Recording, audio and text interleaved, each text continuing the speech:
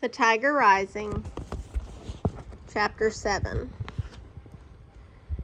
It turned out to be an extraordinary day in almost every possible way.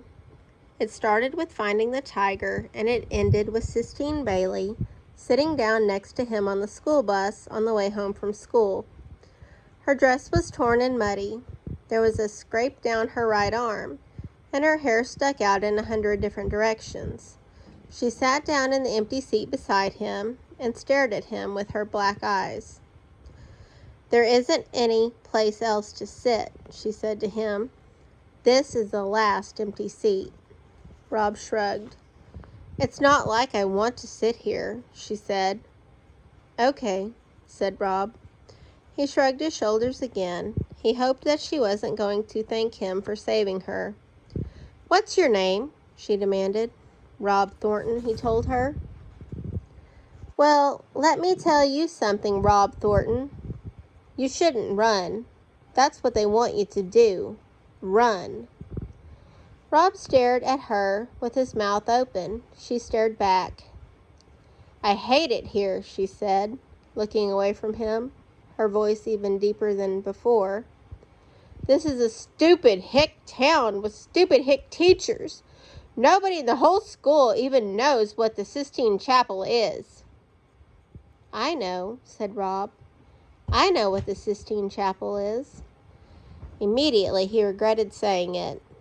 It was his policy not to say anything, but it was a policy he was having a hard time maintaining around Sistine.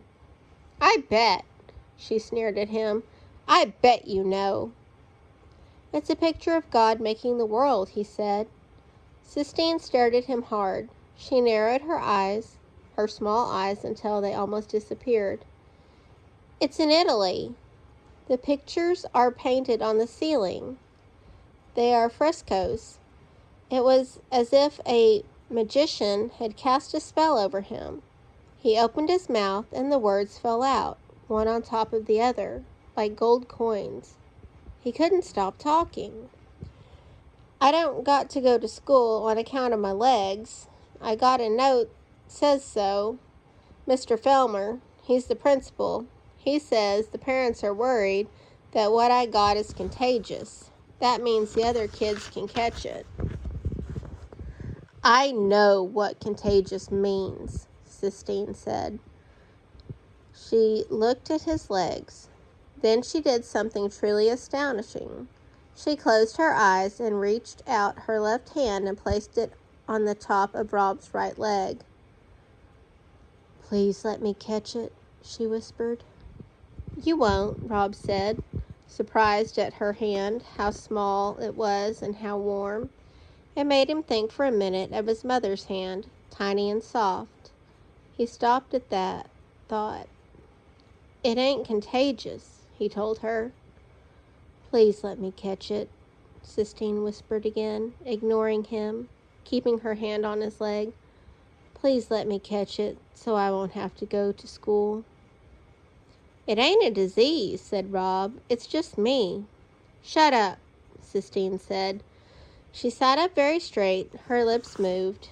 The other kids shouted and screamed and laughed and called to each other, but the two of them sat apart from it all, as if their seat was on an island in the sea of sweat and exhaust. Sistine opened her eyes. She took her hand away and rubbed it up and down both of her own legs. "You're crazy," Rob told her. "Where do you live?" Sistine asked, still rubbing her hand over her legs. "In the motel, in the Kentucky Star."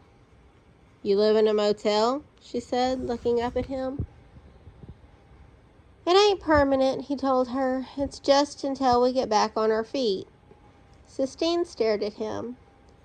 "I'll bring you your homework," she said. "I'll bring it to you at the motel." "I don't want my homework," he told her. "So?" said Sistine. By then, Norton and Billy Threemonger had spotted them sitting together, and they were moving in. Rob was relieved when the first thump came to the back of his head, because it meant that he wouldn't have to talk to Sistine anymore. It meant that he wouldn't end up saying too much telling her about important things like his mother or the tiger. He was glad, almost, that Norton and Billy were there to beat him into silence.